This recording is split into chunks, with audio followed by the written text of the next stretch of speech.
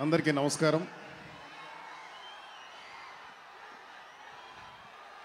ఒక cinema before release ఒక hit కాబోతున్న సినిమాకి ఎన్ని లక్షణాలు ఉండాలో అన్ని ధ్రువాలో కనబడుతున్నాయి. ఫస్ట్ నాకు టైటిల్ ధ్రువ చాలా నచ్చింది టైటిల్.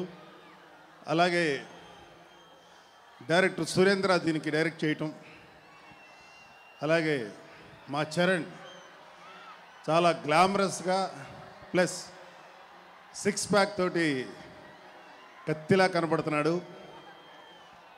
అలాగే విలన్ అంటే చాలా బీభత్సంగా భయానకంగా ఉండాల్సిన చోట అరవింద్ స్వామి గారు లాంటి ఒకప్పటి గ్లామరస్ హీరో.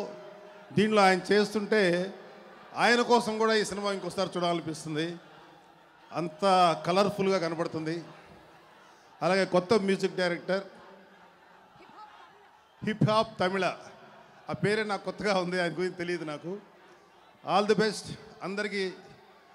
ఈ సినిమా మా ఎన్వి ప్రసాద్ గారికి, మా అరవింద్ గారికి మంచి సక్సెస్ తేవాలి.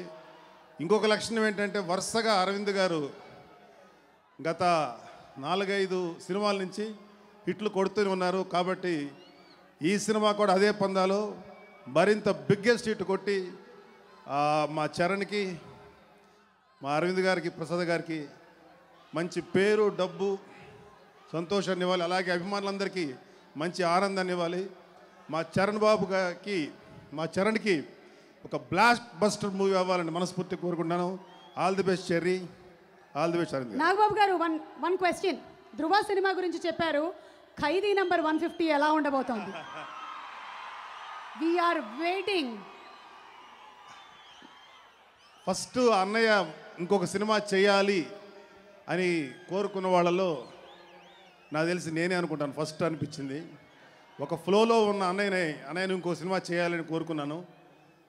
అలాంటిది అన్నయ్య 150వ సినిమాలో అంత అద్భుతమైన సినిమా. ఆయన లుక్ కూడా నాకు ఇప్పుడు చరణ్ బాబు లుక్కి అన్నయ్య లుక్కి పెద్ద తేడా కనిపించట్లేదు.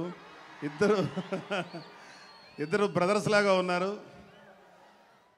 అదే అన్నయ్యని కొంచెం మరి ఏం చేస్తున్నాడో తెలియదు. ఆయన కూడా తెగ ఎక్సైల్ చేస్తున్నాడని విన్నాను. నేను కుదరలేదు అన్నయ్యని కలవటి మధ్యన.